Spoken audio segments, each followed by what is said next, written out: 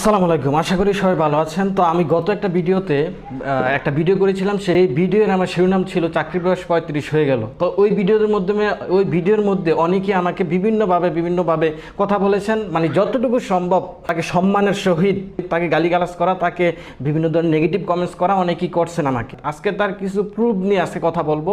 তো আমি বলবো যারা 35, যারা আশাবাদী যে 35 হবে কি হবে না, যারা এখন হচ্ছে টেনশনে আছেন, চিন্তায় পড়ে আছেন, তাদের উদ্দেশ্যে আজকের ভিডিওটা। অবশ্যই ভিডিওটা কন্টিনিউ করবেন, তাহলে বুঝতে পারবেন আমার কথা দ্বারা আসলে কি এটা কি যুক্তিসঙ্গত কি না, বা আদৌ হবে কি না। আপনার মনের মধ্যে যে দ্বিধাদ্বন্দ্ব ঘুরছে, আপনার মনে যে সংশয় ঘুরছে যে আসলে আদৌ 35 করা হবে কি না। তো দেখেন, আমি যদি প্রথমেই বলি আন্দোলনটা কে, এই দেশটা ঘুরেছে কে।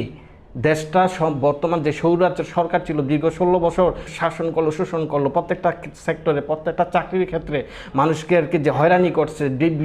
যত আদালত, যত অফিস আছে, প্রায় সর্বক্ষেত্রে, সর্বকর্মক্ষমে মানুষকে হয়রানি করতো, মানুষকে চাকরি নামে দুর্নীতি, ঘুষ, ছিনতাই, রাহাজানি এই যে ছিল।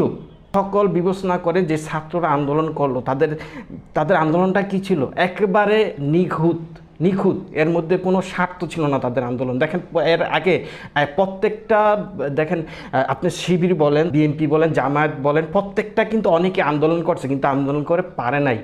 কিন্তু এই ছাত্ররা আন্দোলন করার ফলে কিন্তু আজকে দেশটা কি পল্টি খাইছে, উল্টাই গেছে।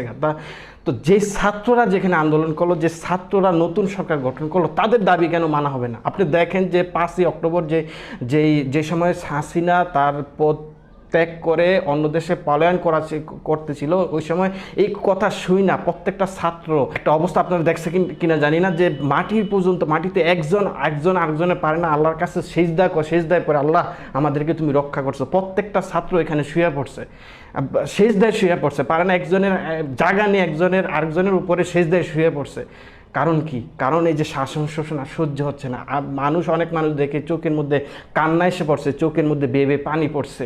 যে আন্দোলনটা করলো একটুও কারো স্বার্থ ছিল না। দেখ, এই সময় যারা আন্দোলনে গেছে তারা জানে যে এখন আমাদের মৃত্যু হবে, এখানে রক্তের লাল বন্যা হয়ে যাবে, প্রত্যেকটা মানুষ লাশে পরিণত হবে।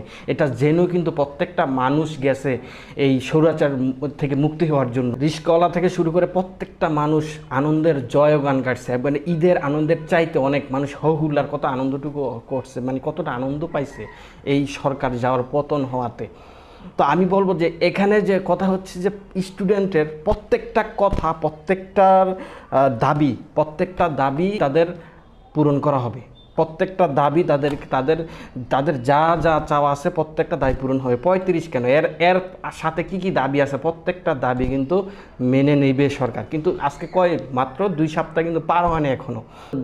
যারা বন্যায় ক্ষতিগ্রস্ত হয়েছে তাদের সামনে গিয়ে একটা ছবি তোলে নাই এই বর্তমান তত্ত্বাবধায়ক সরকার, কিন্তু চুপি কিন্তু সে এত কোটি টাকার বাজেট কিন্তু করেও ফেলছে যে তাদের জন্য এই কোটি টাকা, অথচ একটা ছবি পর্যন্ত তোলে নেই, একটা কিছু পর্যন্ত তোলে নেই। তাহলে কি আপনি কি এখনও বিশ্বাস যান না আপনার বয়স যে 35 করা হবে চাকরির বয়স? অন্যান্য বয়সের ক্ষেত্রে সে কি আরও 14-12টা রাষ্ট্রের সে দেখে শুনে আসছে। সে সামনে দেখেন আর 1-2 মাস ঘুরতে দেন, বড় কোনো সার্কুলার আসতে দেন, এর আগে আপনাদের 35 করে দিবে সরকার। আপনারা এত হাহুতাশ করতেছেন কেন, এত ধৈর্য হারা হচ্ছেন কেন? আর 2 সপ্তাহ হয়েছে, 2 সপ্তাহের মধ্যে আপনি অন্য কিছু দেখেন।